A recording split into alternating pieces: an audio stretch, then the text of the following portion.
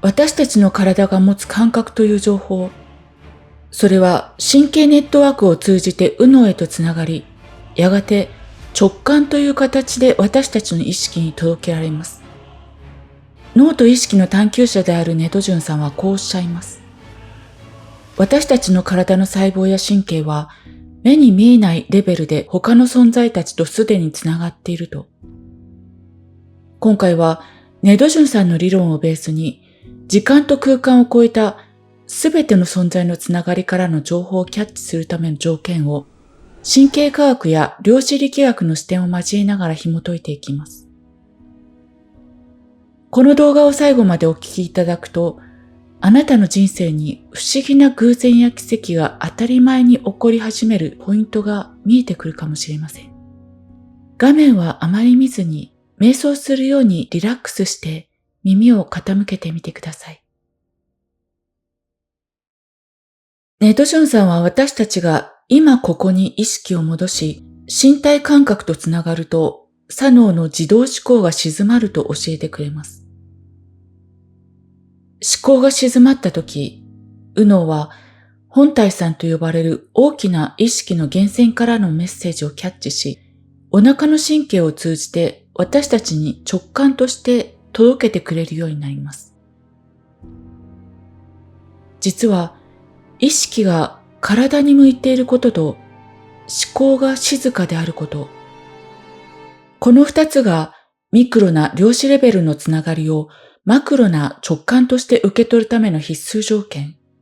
いわば受信スイッチなのです。なぜそう言えるのか。脳科学と量子力学的な視点からその理由を探ってみましょう。私たちの左脳が明日の予定はとか、あの人のあの言葉どういう意味と常に自動思考を回しているとき、脳内は電気的なノイズで満たされています。量子力学の世界には量子デコヒーレンスという現象があります。これは非常に繊細な量子の世界が周囲の熱や激しい電気的ノイズにさらされると、つながりや重ね合わせといった量子の特別な性質を失い、ただの物質に戻ってしまう現象です。つまり左脳がフル回転して脳内がノイズでバチバチになっているとき、せっかく届いている直感のサインはそのノイズにかき消され、壊されてしまっているのです。思考が静まるということは脳内のノイズを極限まで減らし、かすかな量子信号を受け取れる静寂なアンテナを整えることを意味します。ノイズを消すだけでは不十分です。そこに身体感覚へ意識を向けることが加わって、初めて私たちは信号を自覚できます。ネトジュンさんは、右脳の入り口はお腹にあるとおっしゃいますが、これには量子レベルの深い理由があります。私たちの細胞膜や神経細胞には非常に繊細な受容体、センサーが存在します。これらは生体内の量子センサーとして働いているのではないかと、量子生物学の分野で注目されています。意識をお腹や五感に向けるということは、この量子センサーが捉えた微細な変化に対して脳のフォーカス、つまりスポットライトを当てる作業です。思考に没頭しているとき、このセンサーの電源はオフ、あるいは通知がミュートされています。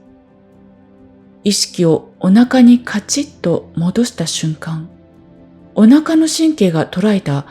時空を超えたネットワークからの微細な揺らぎがマクロな電気信号と増幅され、あ、こっちだという言葉になる前の確信、直感として立ち上がってくるのです。ネトジュンさんは神経は常に今ここの刺激を運び、毎春新しい情報を伝達している。そしてその情報は細胞にあるとおっしゃいます。本当にそんな精密なことが生体内で起きているのと思うかもしれません。ですが、実は渡り鳥や植物は当たり前のようにこの仕組みを使っています。渡り鳥が数千キロを迷わず飛べるのは、目の前にあるタンパク質が量子センサーとして機能しているからだと言われています。彼らは地球の微弱な磁場を量子のつながりを利用して景色として見ているのです。植物の光合成もまた量子センサーの塊です。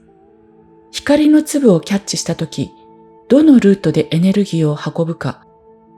彼らは量子力学の重ね合わせを使い、あらゆるルートを同時に試して一瞬で最適解に到達します。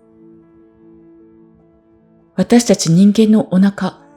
広大な自律神経ネットワークにも、これらと同じような微細な電磁気や振動をキャッチするセンサーがびっしりと存在しています。左脳の思考を鎮め、お腹の奥深くへ意識を下ろしているとき、このセンサーは周囲の空間が放つ微弱な揺らぎや生命全体のネットワークからの同期シグナルをキャッチし始めます。これらは言葉や理屈では処理できません。お腹のセンサーがキャッチした情報は、そのままゾワッとする感覚や確信という身体感覚として現れます。これこそがネトジュンさんの言う言葉になる前の世界の正体です。細胞はただの物質の塊ではなく、宇宙のミクロなエネルギーを毎瞬キャッチしている生命のアンテナなのです。そう思うと、自分の体がものすごく愛おしく、神秘的なものに感じられませんか？それでは最後に、左脳のノイズを鎮め、お腹のアンテナを開通させるための具体的なワークを一緒にやってみましょう。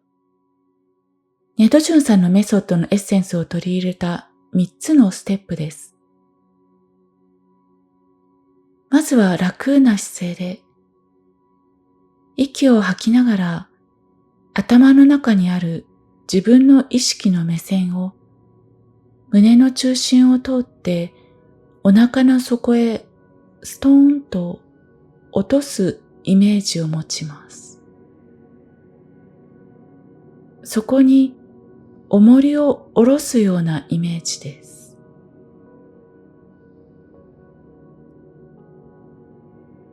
今、肌が触れている感覚、かすかに聞こえる音、お腹の温かさ、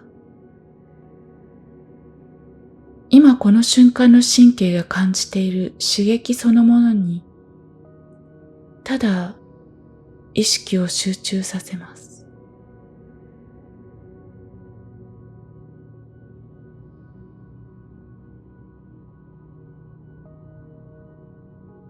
もし思考が、これ意味あるの？とつぶやいたら、あ、左脳が喋ったなと気づいて、またお腹の感覚に戻ります。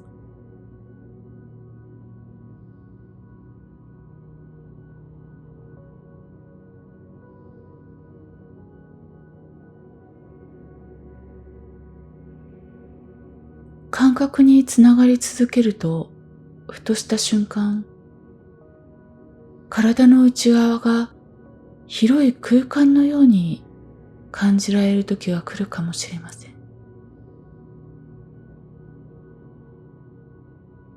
その静寂の空間を感じてみます。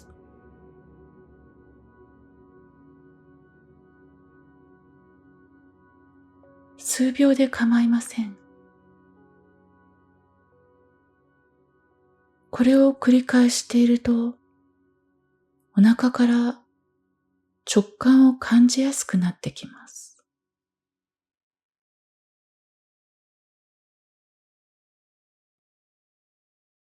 ネトジュンさんはこうおっしゃいます。こうした細胞たちの情報ネットワークは果てがなく、あなたと関わるすべての人とタイミングが調整されると。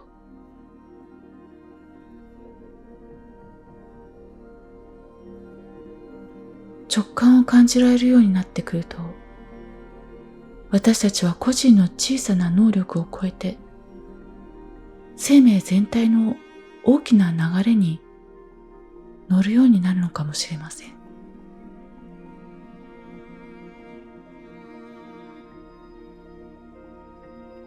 しばらく今の体の感覚を感じる時間をお過ごしください。今回もありがとうございました。